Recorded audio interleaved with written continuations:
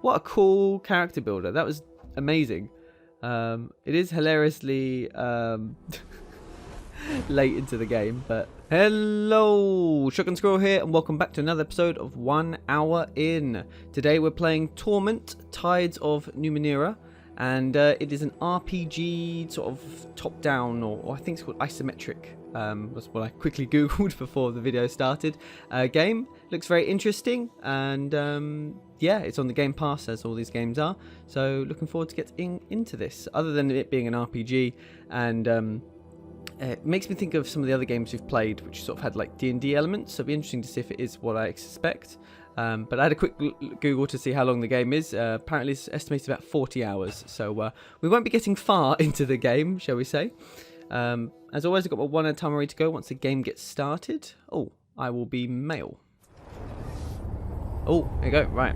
I'm wakes in darkness. Oh, it's got voice acting. Aching Nice. cold sets into an unfamiliar body. A distant howling surrounds you, louder with each passing second. Insistent and invisible hands slap and tear at the membrane that protects you. Your first emotion is an involuntary and formless panic. You feel you have forgotten something important, as if it once meant the world to you, but the details slip away as you grasp at them. It's nice that it's got voice acting, because often these games you have to read all of this, so it's quite nice to have it read to you. Force your eyes open. Hey, look, some decisions. Look around. A white-pink fleshy cocoon surrounds you. Even as you look, a minor rent in its side tears open, and the howling wind forces its way inside. Have we just been born Matrix style? The cocoon rips away, gone before you can grab it, spinning you into a dizzying tumble. You are falling, the world many kilometers beneath you. You catch a glimpse of a curved horizon, and also the ground beneath you that is approaching deceptively quickly. Above you, a small moon is slowly collapsing in upon itself. Whoa. A corona of acid green and black energy playing around its edges. The wind buffets you and burns your eyes, but you don't need to see the details of the faraway ground to know you're in serious trouble. It doesn't sound good. You won't survive a fall from this stratospheric height. Part of your frantic mind babbles that technically you probably fell from a thermospheric height. Oh. You struggle to stay focused as the ground rushes toward you. So hang on, so if I want to roleplay this character, I have to roleplay the type of character that, while falling towards the Earth, decides, or towards whatever planet we're falling through, decides that they're going to start thinking about the different levels. That's really fun. Okay. You struggle to stay focused at ground rush toward you. Look at the horizon, flatten out to catch the wind, try to judge how far it is to the ground, dive towards the ground. I'm going to flatten out to catch the wind, buy myself more time. Instinctively, you spread your arms and legs, and they respond sluggishly. You stop tumbling head over heels. Though you are still spinning laterally, that motion has calmed as well, and you have space to assess your situation, and perhaps to understand the predicament and the body in which you find yourself. I wonder why he's so quiet. This is going to make this difficult to do audio-wise, because they've got the reading quite quiet. Below you, you see a large landmass. A massive ocean dominates the rest of the visible globe, dotted here and there with island chains.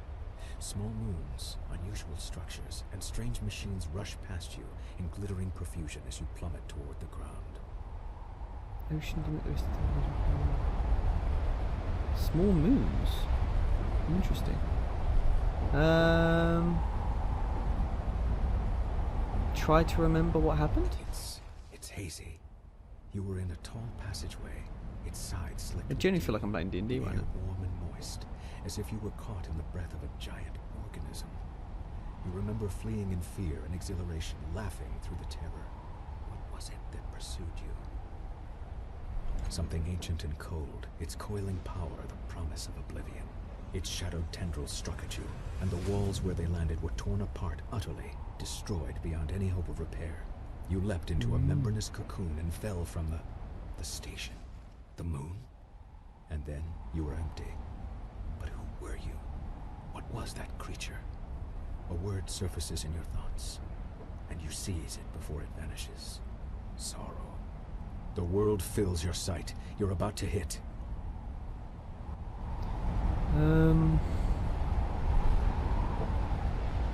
Sorrow. Try to remember the sorrow. Your mind to recall, but you push past it. A creature of the forgotten world, seeking you out across the centuries. But it's not you it seeks, is it? It sought the man whose memories you shuffle through now. and you realize suddenly that you are not him. You were... who? Who were you? Continue to search his You memories. somehow managed to sidestep everything you know about anatomy, physics, and death, and you were surprised to realize that you do know something about them. And you survived this fall. You suspect that you might be able to reawaken a dormant strength you sense inside you. But who could possibly survive a fall from this height? Oh god. You remember reaching an escape tube, and you remember being struck by a tendril of force, and then the fall. The fall. You open your eyes in time to see a riot of color around you. Your descent barely slowed, and then agony flares throughout your body as a crunching impact destroys you. The last thing you hear is a rapidly cycling line of energy, and then... And then what? And then what? Oh well, fuck. Alright, fair play. That's quite a good intro. But we did not die.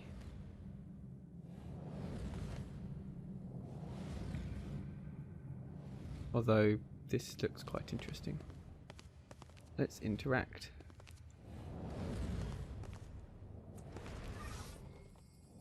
Whoa, okay. Oh, now I have to read. Ugh, effort. Jumbled thoughts cloud your head as you study the empty bowl before you. Bowl?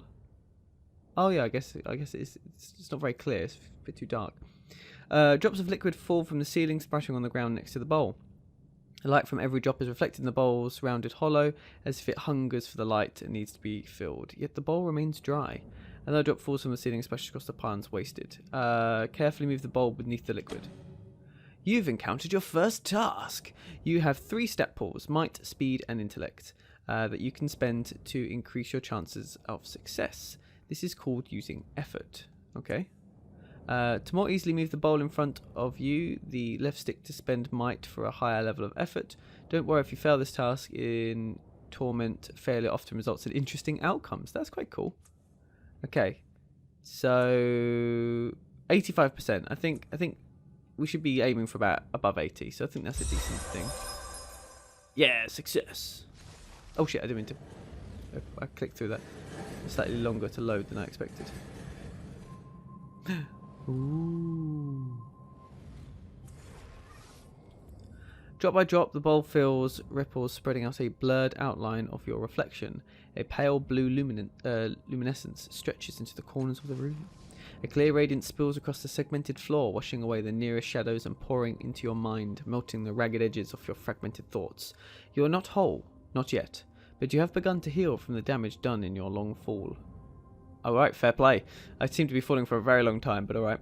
From your long fall. A voice calls out from somewhere high above, beyond the reaches of the spreading light.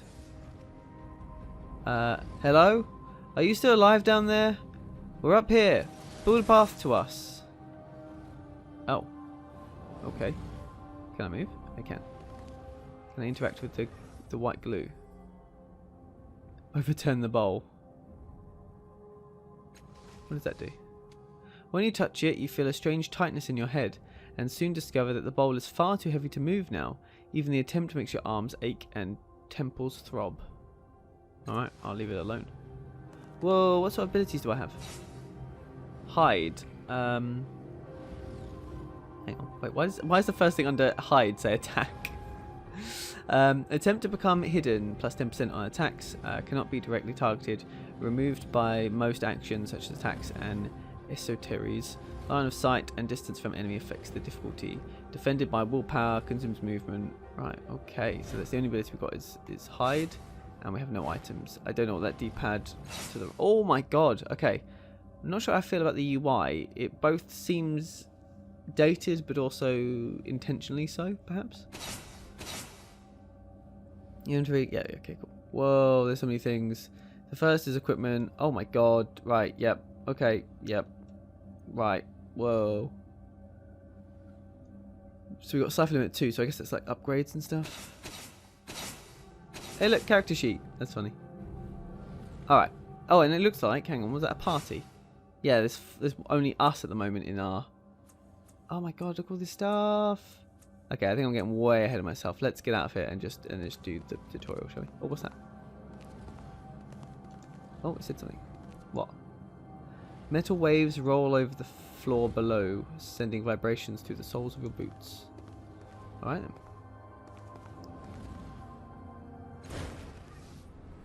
As soon as you touch the orb, a memory floods to your mind. You stand in front of a rusted door. The air is humid and dank. You've had a moment's respite from this waterlogged hell. A bubble of stale air, your resting point. You've breathed water before, and you lived decades beneath the waves, but your body's an air breather, and the constant pressure has been crushing you ever so subtly. Worse, your companion's mind seems to be wandering from the task at hand. He's a genius with machines, as you well know, but now he seems distracted. The device in his hands is covered in knobs, wires and antennas. He believes it can get the two of you through the corroded door, but he's merely staring at it. Perhaps he's lost faith in his invention, but that is hardly your concern. This mission cannot be delayed. It must proceed. Deceive him by telling him that you've heard sounds of pursuit. Threaten him until he returns to the task at hand. This is taken to uncast a spell, necessary to fix the device yourself. Oh man, I don't like any of these. What, is there not an option just to talk to him and see what's going on? He's merely staring at it. Alright, deceive him. Your words echo clearly and he looks up surprised as you cut through his indecisive daze. He grimaces and says, "Alright, we'll be through this door before they catch up." His fingers make minute adjustments to the knobs and blinking levels of the device, and the stale air of your bubble freshens as the door swings open. A dark hallway lies beyond, a passage that links the water-bordered cells with an aquatic viewing area. What you see lies there. What you see lies there? Oh, what you seek, probably. I like this subtle alarms. Yeah, what you seek lies there. Moments later, you're underwater again, your hands closing around a strange yet familiar artifact. You need it to complete something. It hovers above that pedestal, rotating in the dark water. An electric current runs through your fingers as your hand crosses the vertical plane of the pedestal. An iridescent field coalesces so fast that the wave of pressure dazes you for a moment. The rising pulse of a sonar alarm ripples through the water. The guards won't be far behind. Run, you can come back for it, they won't be able to protect you forever. Disable the sonar pulse, use a device to stop them. One of the ciphers in your belt. Disable the sonar pulse? You focus on the cloudy base of the pedestal. Your fingers instinctively find the control panel for the jeweled force field, almost as if you built it in the first place. You remove it, casting it to one side, and you reach inside to deactivate the crystals that power both the pulse and the pedestal. As you remove them, a scaly hand falls on your shoulder. Your head whips round and you see only the inky blackness of a piscine eye. The memory begins to fade as if you were being drawn backwards through a tunnel, and you hear more pylons rising from the pit. Something is wrong. The events within the orb have settled into the gap in your mind, but the edges of it are rough, as though the memory itself is not truly yours. There's something else, a gust of sour air pulling at you, like a predator inhaling the scent of its prey at the far end of a dark whispering field. It's a very interesting introduction. But I guess we will continue. Man, it takes a really long time to get control back. Alright. What's this? The mirror looks strange, as though what you see in it is real and you're the reflection. Oh, okay. What does that look like? A light around the door's frame dims and flares with a roaring fire in a high wind. This person is very poetic, isn't he, with his thinking.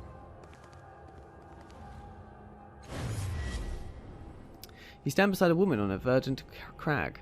Beneath the two of you is a broad plateau towering over the overgrowth far below. Strange machines have been built into the cliffside, presumably for reconnaissance or defence. A metallic disc gleams from the centre of the plateau. Your self-aware humanoid machines drill into the base of the cliffs below. I feel like below's come up too often. Well, no, only once before. If you were looking for a sanctuary, and you were desperately, this seems like the right place. I don't know about this, the woman says, her voice flat, neutral. Her face is turned away from you. What makes this place any more secure than the others we've found? Draw her attention to the hidden details that your more experienced eye can clearly see. Use your charm to persuade her. Convince her with the wisdom of your superior intellect. Now let's experience. You shade your eyes against the bright sun so that you can point out the thin bands radiating out from the metallic disc. How the energy from those bands affects the local fauna, suggesting an enormous source of prior world energy. She thinks deeply. It's geologically sound? Have you run the sounding samples and checked the strata? No major caverns or weaknesses showed up on your reconnaissance scans? She waits for your affirmation and says, "Alright, I'm convinced. The two of you sketch your plans for the sanctuary, drawing schematics and architectural diagrams. Then you descend into the plateau to examine the open ground. The woman suggests having one of the servitors build a shelter for you for your time here. You try to draw one of the constructors away from its tasks, but it doesn't respond to your voice. When you lay a hand on its shoulder to reinforce your command, it whirls and strikes you across the face with inhuman speed. It turns back to its task, ignoring you. Your companion helps you rise, laughter in her eyes. It seems your construct has other ideas. What's the matter with it? Use the Numenera integrated into the construct's body to overwhelm the behavior malfunction. Examine the construct for mechanical faults. Look for a deeper solution. Perhaps it's an effect of the metallic disc itself. Examine the construct for mechanical faults. Everything resolves into sharp focus, and you see that the servitor's rear actuators are corrupted. You dig into the construct's back. It seems not to mind as long as you don't interfere with its task.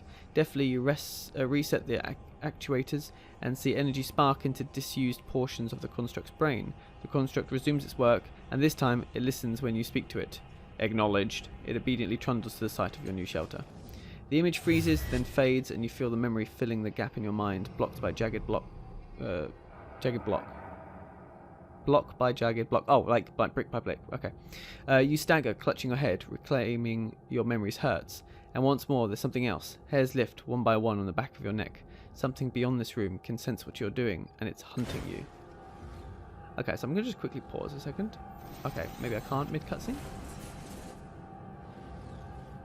Okay, can I pause? Okay, so what my takeaway so far is we seem to have the ability to live multiple lives, and we're reliving some of our past lives. And I'm wondering if this is a character builder. So the answers we're giving is going to form the type of character we're going to get. It's almost like a class and probably not race, but like a class building system. So we're choosing options like deception. We chose like mechanical knowledge for that one just then. That would be a really, really cool way of building a character, by just having you relive past memories and then telling you how did you do these, and that's going to form your character for the game going forward. If that's the case, that is genius. If it's not the case, it needs to be it needs to be in a game somewhere, because that's really cool. But yeah, all right, what's our next thing we're going to get? A vision of a city springs up around you, your city in flames under attack. Defenders have fought and died all day, and still the attackers keep coming. They fight as if your destruction were demanded of them. They care nothing for mercy, surrender or plunder. What they want is blood. But you have brought a keen-eyed companion to the top of the tower. She has seen the way to stop the invaders. You need to get her to safety, and you need to rally your defenders.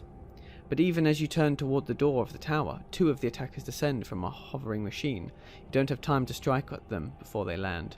One is brutishly large, his weapon a vibrating axe. The other is slim, sheathed in glassy armour and holding a hilt with a sizzling invisible blade. Your companion backs up. She's too young to help. Your enemies advance single file, confined by the parapet. Trade blows with the giant. You can handle it for at least a stroke or two. Duck under the giant's swing and attack before he can strike. Fight defensively and figure out who presents the greater threat. See, if I am right, this is sort of deciding a play style. So are we going to go for more like a tank build? We're going to go for more of like a evasive and like I guess dexterity build, and that one is maybe more of a thinker build. I don't know how that works. Even the turn door tower, two attackers descend from a hovering machine. You don't have time to strike at them before they land. One is brutally large, his weapon vibrating axe, the other is slim. Your companion backs away, she's too young to help. Enemies advance single file. If we duck under the giant's swing and attack before he can strike, we're in danger of getting pinned by two people. Fight defensively.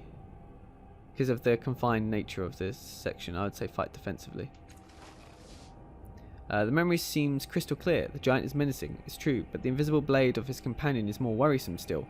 The energy field that flickers and wavers around it suggests that she can carve matter at the molecular level, tearing pieces of her target into nothingness. If you're going to save yourself, you best bet it is to tackle her first. She's stuck behind the giant, waiting her turn to attack you, unable to bring her weapon to bear until he's out of the way.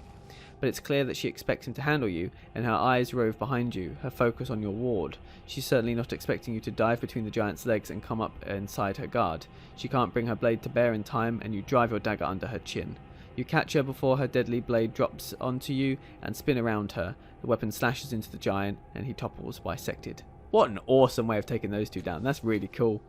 The immediate threat ended. You're focused on finding a way back to your allies. You open the tower door and rush down the stairs. The door at its base of the stairs is slightly cracked, opening just a bit into the hall, and you hear more of the enemy soldiers beyond.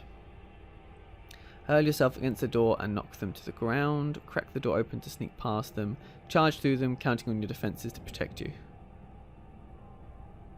Crack the door and sneak past them? You don't want to get bogged down in case you get surrounded. So we're taking a stealthy build. You press yourself against the gleaming door, easing it open, and your breath catches in your throat as it squeaks quietly.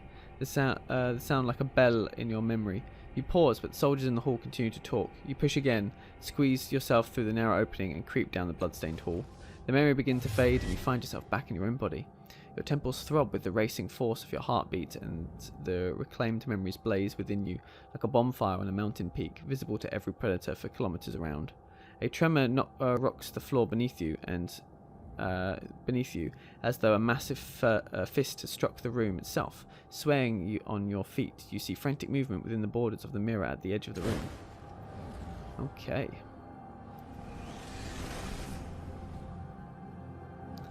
Up we go. This is where we decide how we look. The border of this mirror is lavishly decorated with a dizzying number of interlocked symbols, daggers, masks, paintbrushes, amulets, and more. That's nothing compared to what you see in the glass. You see a vast crowd of people, exact doppelgangers of you, shoving, arguing with, and fighting each other. Most are drab imitations of you, but a precious few are vivid and pull at your attention. Each of them bears an intricate pentagonal tattoo on their head. In their eyes, their actions, you see the memories you discovered within the orbs and the choices you made shining like distant stars. Your hand twitches as you sighed, and though some of the bright doppelgangers ignore you, an even smaller number immediately turn to you, waiting for you to choose them and learn what you might become. A rumble shakes the room and a slow vibration spreads to the darkness below, rippling towards the ceiling. Point at the right, okay, so moving cautiously, moving stealthily, with clever eyes, observing all the others. So these two seem very similar, and so do these. Is that because I chose multiple of the same sort of answer, maybe? So would that be perception? Oh shit, I didn't mean to choose that one. Alright, that's fine. I guess that's where we're going. Point at the doppelganger, observing all the others. I was probably going to go for the intelligent eyes, but I accidentally clicked A, so that's fine. So point at doppelganger, observing all the others. Sighing through the edge of the unruly cloud, the doppelganger cautions you to silence with a finger at its lips. Together you scan the room and its inhabitants, noting every potential hazard and hearing every drip of strange liquid in the depths beneath your feet. Quietly, this doppelganger waits for your decision. Yes, that is who I am. Okay, so what was it? So was it intelligence, stealth, perception, cautiously? No, I wouldn't want cautiously. No, I like this. I like the guy being aware of everything, like being... Like, there's a real power to being aware of your surroundings, helping you make more intelligent decisions. So yes, that is who I am. The remaining doppelganger scatters for the edges of the mirror and vanish. Your chosen identity steps forward. Its appearance changes as it steps out of the rippling glass. Its face reflects confidence and cleverness. Shadows of weapons flicker in and out of its hands, and a few devices shimmer on its belt. You get the feeling you would be comfortable in a variety of situations. The word Jack sounds in your mind. Gain description observant. Your doppelganger continues walking, stepping into you, filling you, making you whole. Your decision rings out into the cavernous room, awakening and unlocking vast mechanisms behind the walls. Suddenly, a grotesque noise rings through your shared worlds, like a bell if bells could rot. Something is coming. Restored 2 might. The mirror fades, leaving a dark open hallway. You take a deep breath and step through. Yeah, so I was right. What a cool way of doing that. That's such a genius way of building a character. Your choices in the memories and the mirror have begun to build your character, but now you have the opportunity to decide on a number of details. First, you can decide to change your type. Type defines the abilities and skills you'll be able to acquire as you advance. Okay. So, it looks like we chose Jacks and Jack of all trades, I'm guessing. So, heavy weapons. Plus 15 bonus per level and attacks with heavy weapons. Perception, unlocks conversation options and plus 15% bonus per level on difficulty tasks. Concentration mitigates penalties for equipped bonded artifacts. Oh, I've just realised. Hang on. Train level inability. Trained. Right, okay, cool. So 2 red is actually not a good thing. So we have an inability. So we have a penalty of an attack of this type. We're trained. So we, I guess, have a plus 15%. Concentration, we are trained. So yes, a novice, I guess, would be no markings at all, whereas we're trained. So bonding artifacts equipped for the first slot do not confer a negative effect. Okay. And running, inability. Bonus to movement distance on each crisis turn. Inability reduces movement. Okay, so we've got reduced movement. Okay. So then there's Glaive, Jack, and Nano. That changes our outfit as well. So Glaive is, I guess, can just use heavy weapons. It doesn't have the skill at all, so I'm guessing it doesn't have a negative either. Oh, I haven't even looked at the things. Alright, Glaves are elite warriors of the 9th world, using weapons and armor to fight their enemies. Scouts, guardians, warlords, and soldiers could be Glaves. Most Glaves either have high might and use the heaviest armor and weapons available, or have high speed and stick with light or ranged weapons and light medium armor. And they've got 665. This is 555, so it's actually worse in 2 things, but has... Actually, they've both got the same skills. Interesting. What abilities does this have? Opportunist.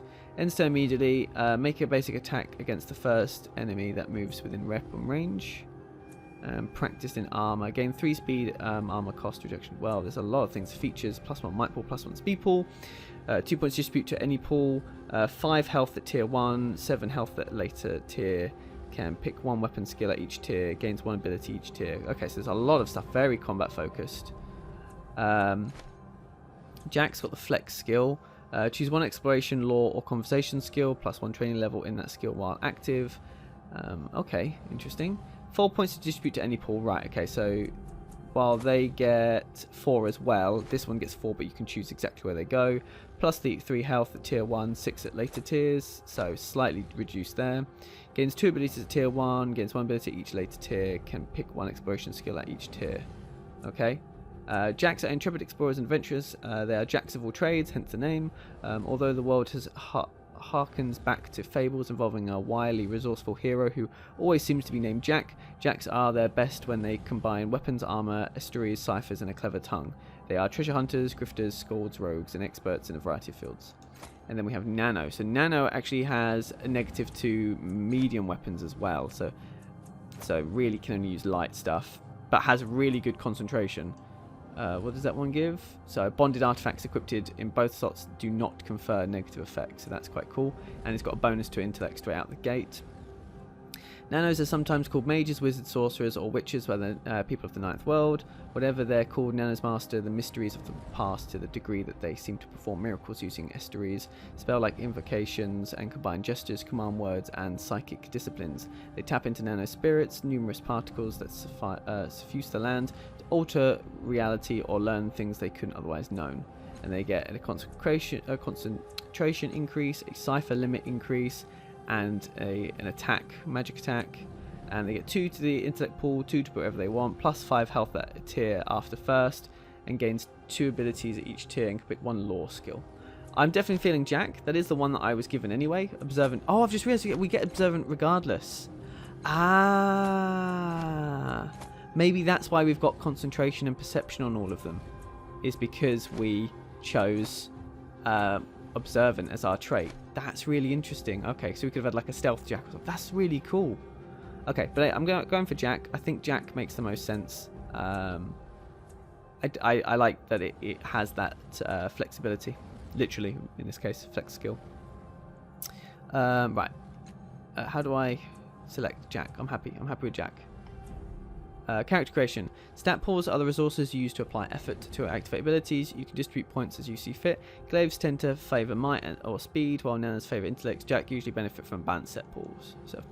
Yeah, I was thinking the same thing. So I might choose those. Oh, it does tell me what they do. Might represents character's physical strength and resilience. Each point of might also increases health. Every 2 points in speed also increases evasion by 5%. And intellect mental prowess, willpower, personality. Every 2 months also increases willpower by 5%. Well, let's think about this. If Glaves are might and the wizards, the nanos are intellect, let's have speed be our priority.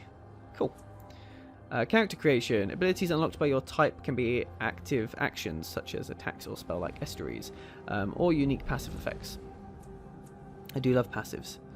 Trained without armor. Gain plus 10% evasion, 10% willpower when wearing no armor or light armor. Sucker punch. Attack that deals weapon damage plus 3 if the target has a negative fettle.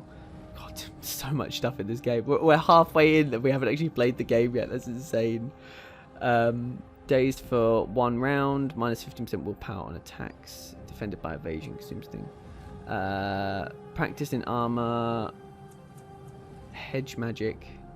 Automatically succeed on the next quick fingers or smashing task. That's quite cool.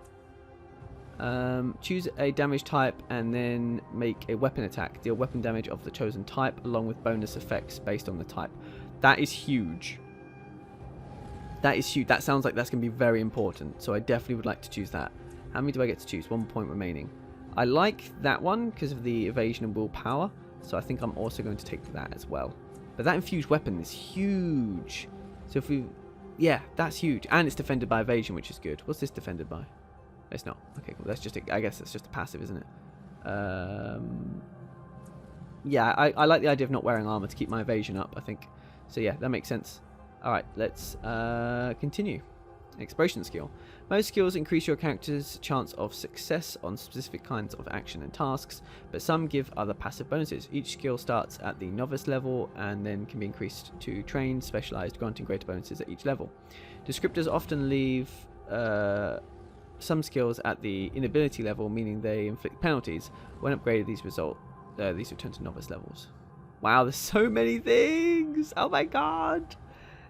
Amnesis. 15% bonus per level on difficult tasks marked with this skill.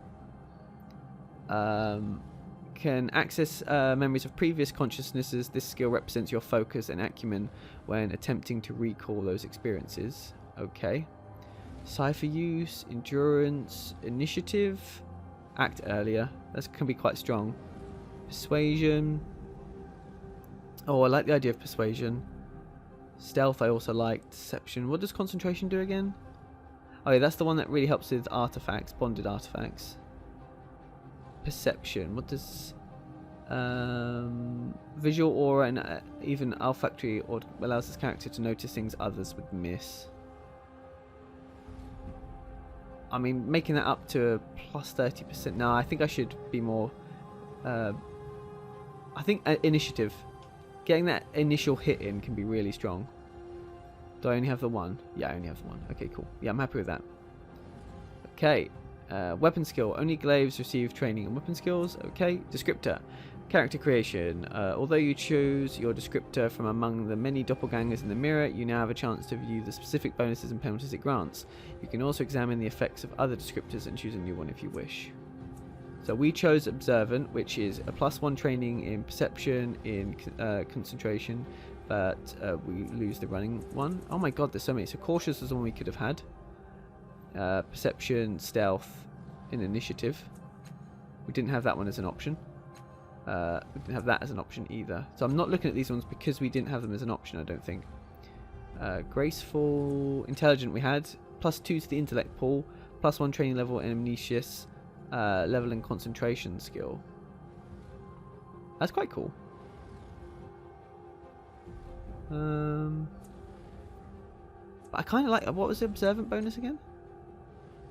Level in perception skill, concentration skill. God, there's so many. What's the stealthy one do? Training level in light weapons, training level in stealth skills, training level in deception skill, but slower initiative and slower in running. That's quite strong as well, actually. Because that actually gives you a weapon skill that we don't currently have. 15% bonus per level on attacks with light weapons. But, that being said, we're not negative either. But then that would really help, wouldn't it? Ooh, that is really tempting, actually. No, we can stick with Observant. Stick with Observant. That's what we chose. That's what we've got. That's what I'm sticking with. Decision made. Let's go. Are you sure you wish to proceed? This is your last chance to change the last cast of character type or descriptor. No, we're happy. Let's go. What a cool character builder. That was amazing. It is hilariously late into the game, but I mean, character creators always take a while. The Spectre. Everything about this spectral figure seems dreamlike. He is a hazy silhouette who seems to be made of blue glass smoke.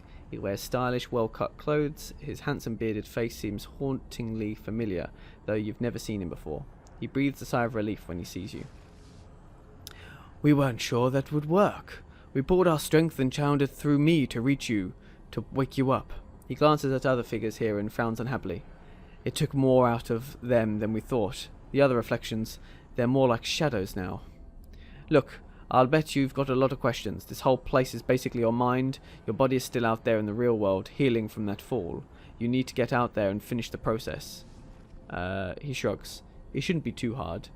Before I met you, it felt like something was hunting me. Do you know what that is? He closes his eyes. That's a memory. I don't want to recall.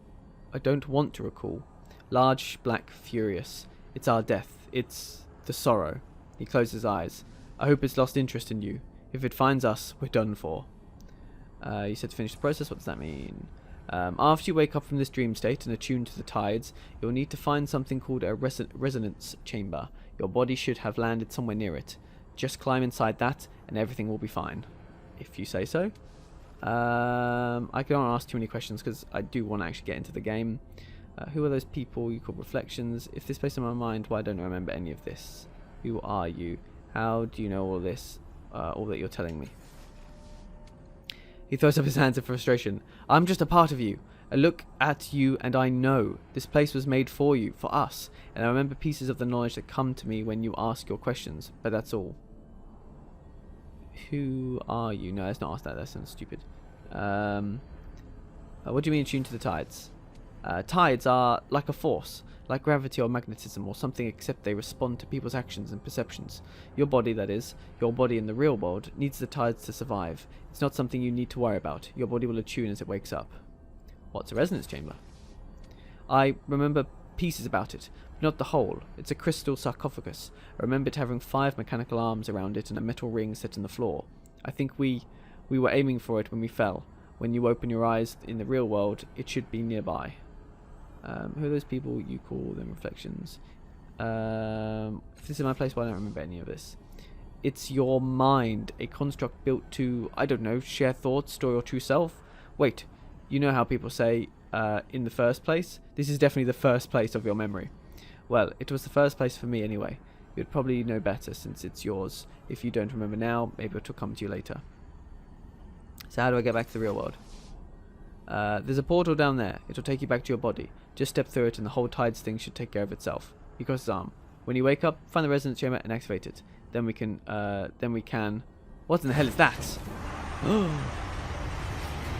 Is that Sorrow? God, it's the Sorrow! Oh, I know, he killed the shadows. The Sorrow is anchored to those reflections. It's devouring their power. We have to get rid of them. Destroy the anchors, or else the Sorrow will erase us forever. Crisis initiated. Objective: kill the reflections anchoring the Sorrow in the mind. A crisis begins when you enter into a dangerous situation. Crises are turn-based encounters where you can fight, sneak, manipulate the environment, or talk your way out of trouble. Each turn you have one action to attack or activate an ability. You can also make one move. Reflections are near you. Kill it. You'll loosen the Sorrow's anchor.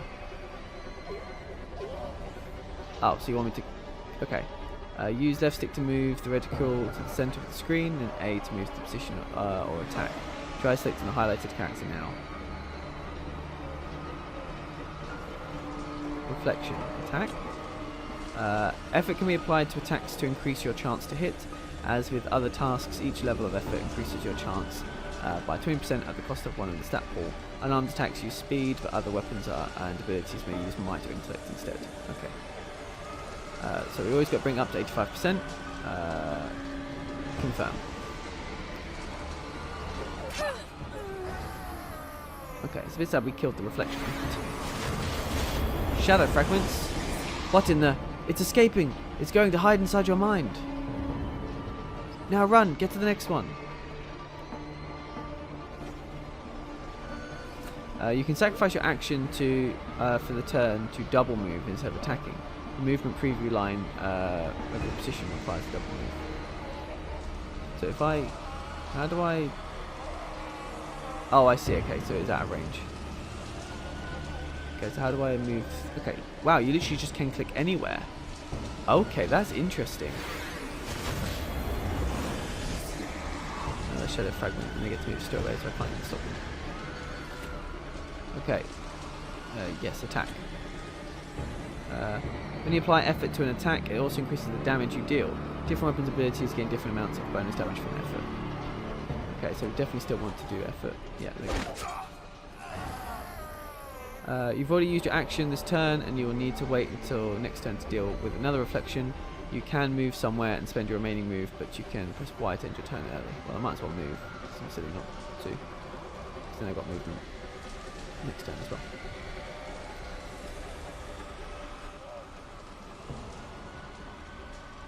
What is it doing now? It's infecting it somehow. Fettles. Fettles are temporary conditions or status effects that can improve or reduce character stats. The Sorrow has placed a fettle on the remaining reflection. You can remove this fettle, but you can't remove this fettle, but you may find a way to overcome it. Okay, what's the fettle? Can I see details?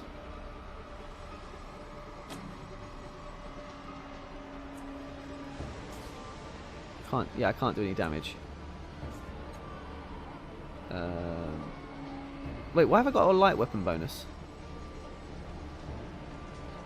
I changed back to observation, didn't I? Okay, it's costing me speed to attack, but maybe if I go 100%, I can overcome it. No, did not work. The armor stat reduces physical damage. The fettle the Sorrow placed on this character has boosted its armor by 10, meaning it absorbs 10 points of damage from each attack. This affection armor is now too high for you to overcome with your unarmed attack. Skist! The reflection is protected somehow. You need to find a way to hit it even harder. Grab that piece of mirror glass. It might have enough residual energy to kill the reflection. What, this one? Oh, that one. Okay. Loot. You pick up loot. Use left thumbstick to move the reticle over the object, and press A. Press Y to take all. Okay, that's fine. Loot. Okay, shimmering glass deals 13 physical damage and refills. Uses stat pools. Okay then. Another shadow fragment.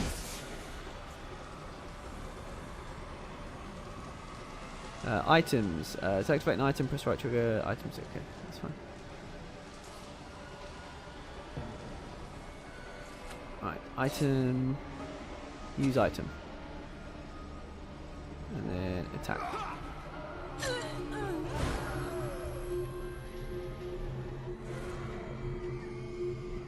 Okay then. That's an alright tutorial. You pried it loose. The thing is a cancer, an infection. It's unstoppable. But you stopped it. He holds his head in his hands. I can't believe it found us. In here. He looks at you, terror in his eyes. That thing, the Sorrow, it's been hunting you. It's what killed you in the first place. It will keep hunting you until you activate the Renaissance Chamber. I didn't remember until I saw it, but that's why the chamber is so important. You have to get back and activate the chamber before it's too late. The portal to your body is that shimmering dome there. Go, now. Don't need to tell me twice, mate. Bye.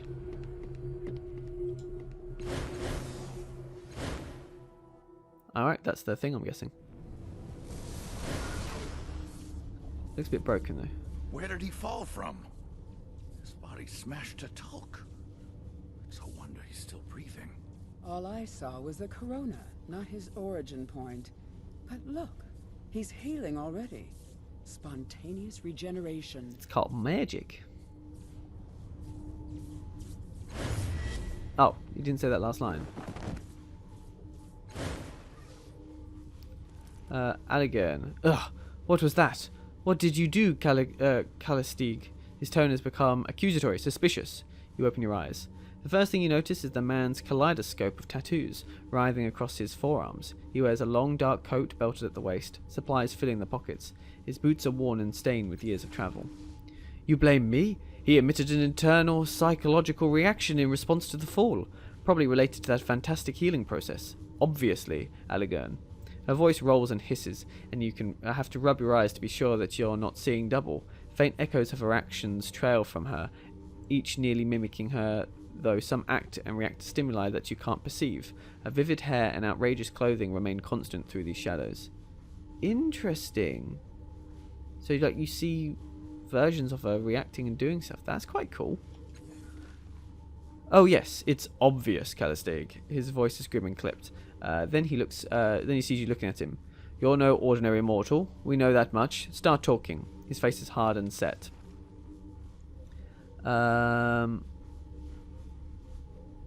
I'm no ordinary mortal? What do you mean? You really don't know? He cocks his head to the side. I'm starting to think you're not him. Starting to think, Alligern? Tell me, is it a novel experience?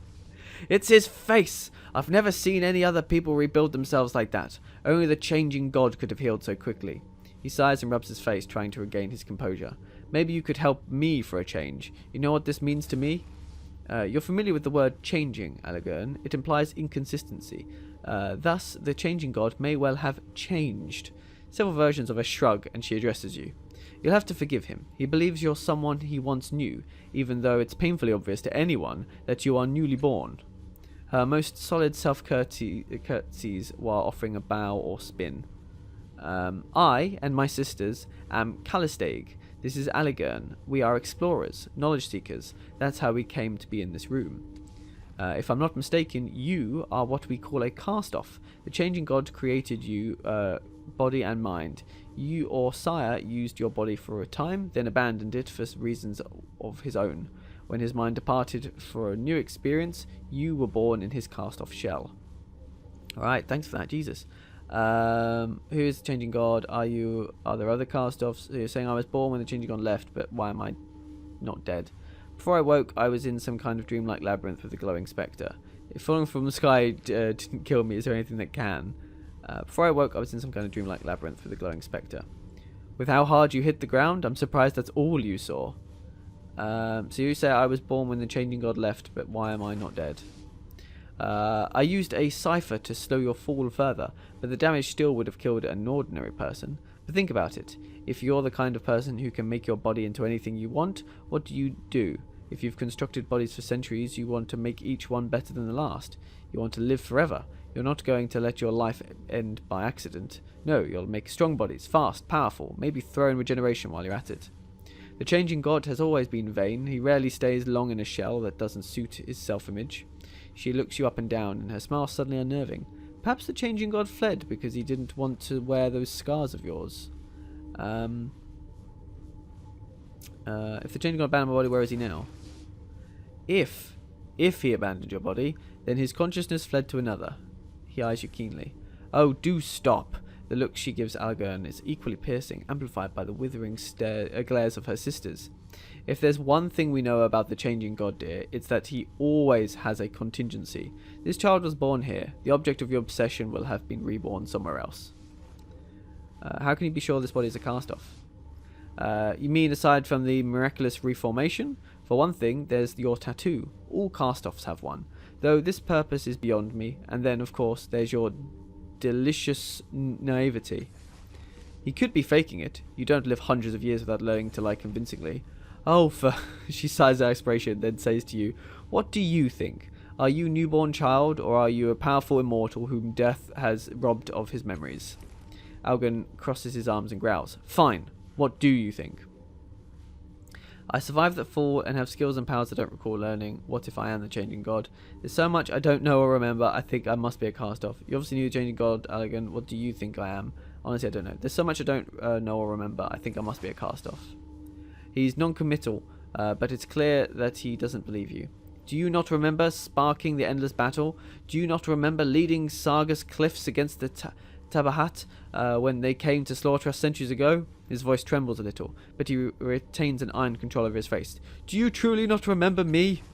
She laughs scornfully. Even if he were the changing god, you're not likely to trip him with simplistic questions like that. You should help him, guide him, one way or another. It's the wisest path. At least it's the way I think is best. Algern. Her smile drips venom. He looks away and his composure slips a little. Gods, you're so rancid sometimes, Callistege. What was the blast of energy that when I awoke? Do you know anything about the tides? I've heard the term before, a subject your sire studied in great depth. I am afraid it isn't my field of inquiry. What was the blast of energy when I awoke? As I was telling my colleague, it was obviously a psychological reaction of some kind. I've never witnessed the birth of a cast-off, but yes, it could very well have been caused by your nascent consciousness. Don't worry, I don't believe it caused any real harm. Not to me, at least. Really? You've been more abrasive than ever since we came in here. He shoots a sidelong look. She just can't empathize with other people, unless she's experimenting on them. I want to ask something else. Of course, child. You must be so disorientated. Are there other cast-offs? Dozens. Hundreds. Who can say? Your sire has been doing this for several centuries.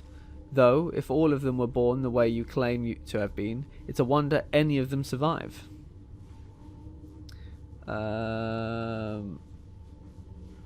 Why do you seem to hate the changing god so much?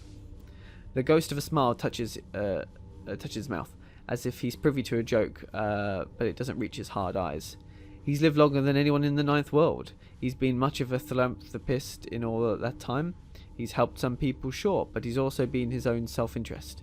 He's gotten away with a load of schist over the years.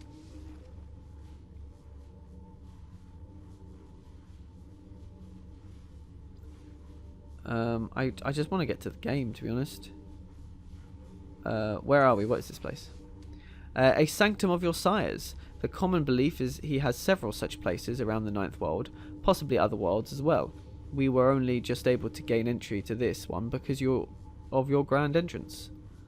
Who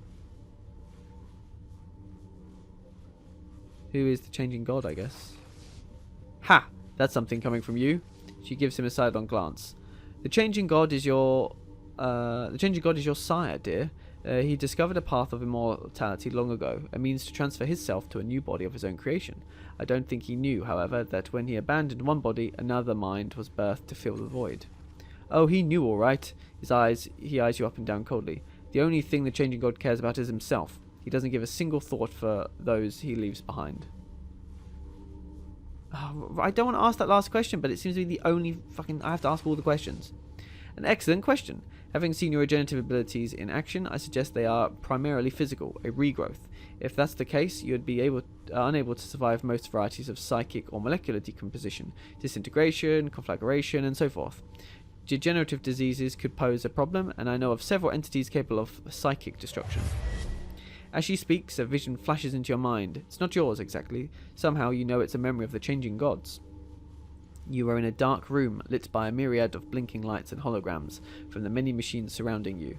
What about a body that can withstand the Sorrow's attacks? Says a voice. It seems to be coming from one of the machines. No, you reply. The thing has no respect for barriers of any kind. Physical, temporal, psychic. This is the only way. With a series of gestures, you bring up an image of a crystalline pod. If the resonant chamber works, it will give us the power to stop the Sorrow's hunt once and for all. We just need to the right focal point, catalyst. The memory fades. Callistege is still talking. You realize that the device you saw in the memory is identical to the one behind you now. It looks just like the Spectre had described. A transparent sarcophagus inside a crystalline dome with mechanical arms arrayed around it on a metal ring. Unfortunately, the dome is scattered, the sarcophagus is cracked, and one of the arms is in pieces on the floor. Whatever its function, it clearly needs repair. Or flesh-eating viruses. One presumes disfigurement by the iron wind would likewise be devastating enough to... I think he gets the point, Callistege. I saw a vision of myself in another time and place just now. Do either of you know about the sorrow? I have had my share of sorrows, but never the sorrow. What's that, a disease? Her mouth compresses in a tight line. I know nothing about it. Do either of you know how to fix the chamber here? Algan chuckles, then firm and certain, he says, "Not likely, though it might not be impossible. You need people with the appropriate knowledge. I'm sure the cult of Changing God will hold their answer." Her distaste is evident in the expressions of her echoes, although the face of the one in the lead remains carefully impassive. You'd turn to the insane to help a newborn? Where's your judgment, Algern? I would take him to the Order of Truth. The Order of Truth? Are you mad? They would sooner take us apart. What is the Order of Truth? Knowledge seekers. They learn to try to wrest secrets from the hearts of the prior worlds. They gather in the city to exchange their findings and help humanity to build a brighter future. She smiles brightly. Our friend Algern here was once one of them. Frauds, quackslavers, and charlatans. They don't have all the answers, and I do not trust them with the Changing God's secrets.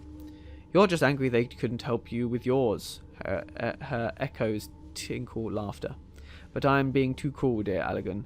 Let us take our new friend to the Order. Thank you for your help, but I'll figure this out on my own. Oh my god, I'm guessing I've got to ask all these questions. I don't want to go to the cult of the Changing God. That sounds dangerous. Maybe I should ask what it is. It's cult of the Changing God. Despite what she says, they're not insane. They're eccentrics. She laughs, but he soldiers on. They're worshippers of, well, of you, of your sire, the Changing God. They devote their lives to understanding your kind. Oh, I think I... Did I click a thing? Okay. Thank you for your help, but I think I'll figure this out on my own. Hold on. I'll come with you. Wouldn't want you getting lost, would we? Suspicious as always, Algern. Child, the world is an exciting place, but it's full of dangers. Rest assured, one of us will get you safely to where you need to be. I'll be right behind you. A sunny smile crosses her face. Alright, then let's go. You've gained your first companions. They will follow the last cast-off and can be controlled during a crisis. You can speak to them about their past and take advantage of their unique abilities and skills. Companions have their own motivations and personalities, and depending on the choices you make, they may not follow you forever. You will find more companions who can join you as you travel through the Ninth World. Take this opportunity to explore your surroundings. You may find items, equipment, and more to assist you. When you are ready, you can leave the broken dome using the stairs to the northeast. A mechanical arm lies on the floor, presumably broken during your fall. Sparks pour from the arm's shattered housing, filling the air with a greasy stench. Examine the housing. Lore quick fingers. Attempt to scavenge what you can from the arm's housing. If I examine it first. The sharp, pointed apparatus that formerly topped the device appears burnt out and useless, but the equipment in the base remains at least somewhat operational, and a constant stream of sizzling notes. Alright, let's do that. If you select a companion's portrait in the effort window, you can assist the last cast-off with some challenges. Your companion's stat pools will be used instead of your own, and they may have different skills, abilities, and statistics that make the challenge easier. Companions cannot assist in a crisis and can only use their stats during their turn. Okay, so he's trained, so he would be better, but he only has 2 stats. I mean, we'll always want to be above 80, so let's use that. Success. Taking care to avoid the sparks, you extract several handfuls of shiny trinkets and coin-like objects. You recognize their value at once. Such objects would be accepted as shins, the informal currency in most regions of the world, so you gather them up and take them with you. So gain item spray flesh and gain 17 shins. Investing spray flesh will heal us. Leave the device alone. Okay. Take all. I don't know what they were, but that's fine. A slate black, unimpressive device hunkers before you. As you reach out to touch it, the triangle of light on its casing blazes into life, and an image unfolds in your mind. A towering crystal arch rises over a jagged grey landscape. The air is dead and stifling, and there, at its emerald peak, the image collapses, leaving you staring into the device's triangular array of lights. Command me, the device or the intelligence within says each word carefully, etched with distaste. What commands do you recognize? 3 lights throb irritably. Heated air sighs from the device's vents, and then a towering list of commands races through your mind. Too fast to read. You rub your eyes groaning, and the intelligence chortles. Command me, it says smugly. Show me the list of commands slower, please. If anything, the list pours through your mind even faster than last time. Command me, the intelligence drawls. Who are you? Your command was not understood, the intelligence says, with clear satisfaction, sounding for all the world like it understood the question, but is choosing not to answer me. Command me.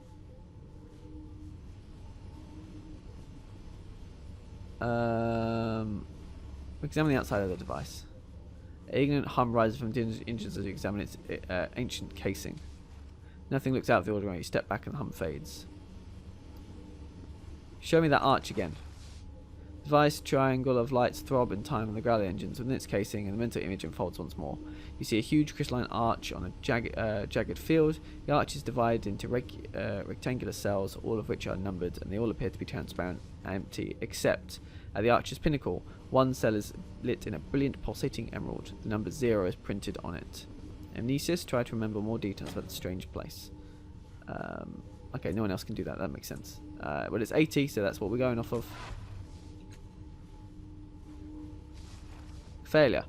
Oh, that's time. Stop the clock. It's the first time we failed.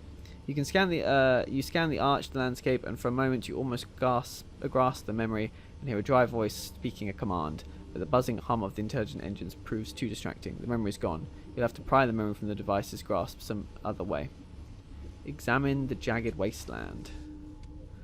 Dry grit whirls across the empty plain. Many kilometers beyond the arch is a faint outline of what seems to be a broken tower, except that it's slowly stretching into the grey air. Close the image of the arch. You release your mental hold on the image of the arch and it collapses, returning you to reality. Command me. What was that arch you showed me? Your command was not understood. Smash and kick the device as hard as you can. You know what? I might do that. Why not? Anyone else got a good... Smashing. He's trained in smashing. Yes. Oh, you're going to smash that bad boy. 100% smash it. Go. The intelligent lights flutter in alarm just before your foot smashes into the base of the device. Something within it goes crunch.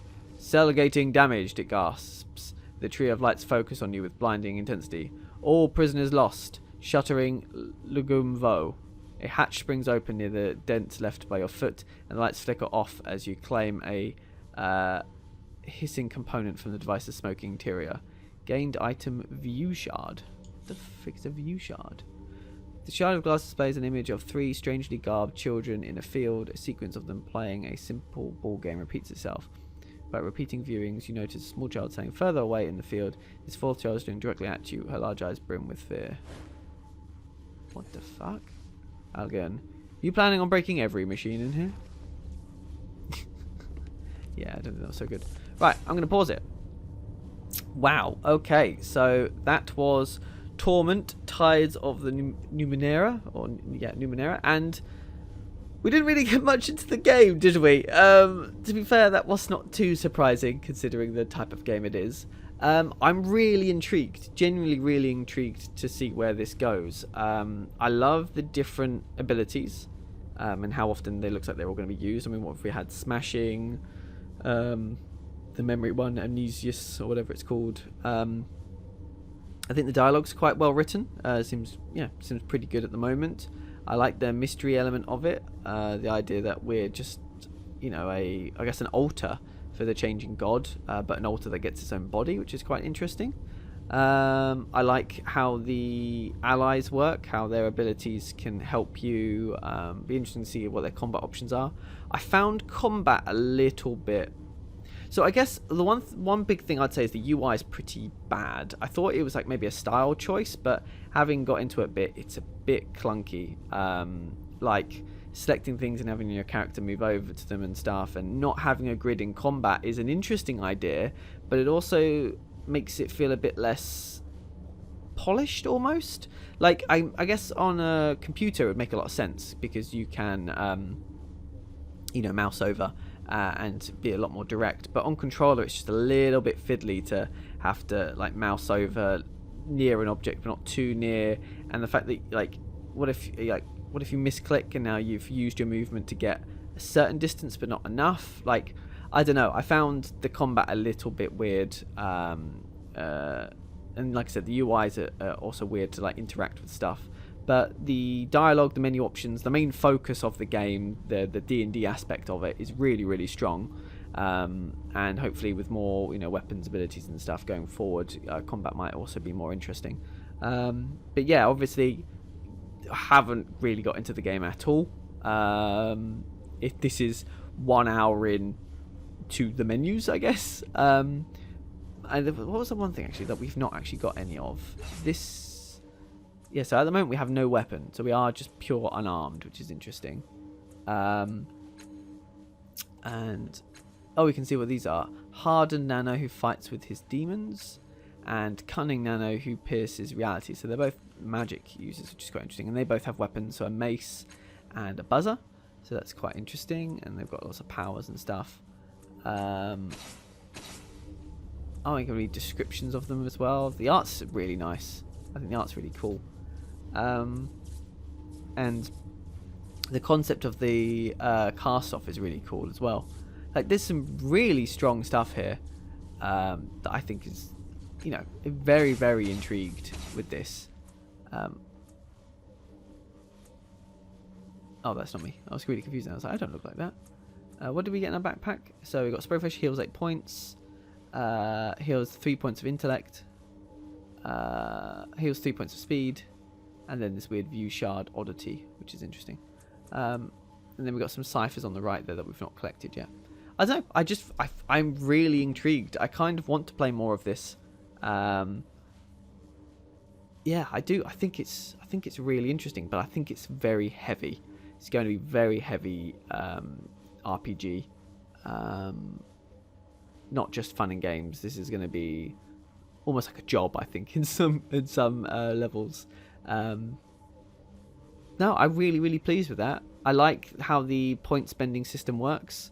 So you can, you know, put effort in to increase your chances on top of your already, you know, your good skills and stuff. Oh, that's interesting. Max effort 2. Ah, so also that controls how much effort you can put in per task, which is quite interesting. No, I thought this was really, really cool. There's not really much else to add, so I'll probably leave it there. So thank you ever so much for watching, and I will see you next time. Shotgun Squirrel out.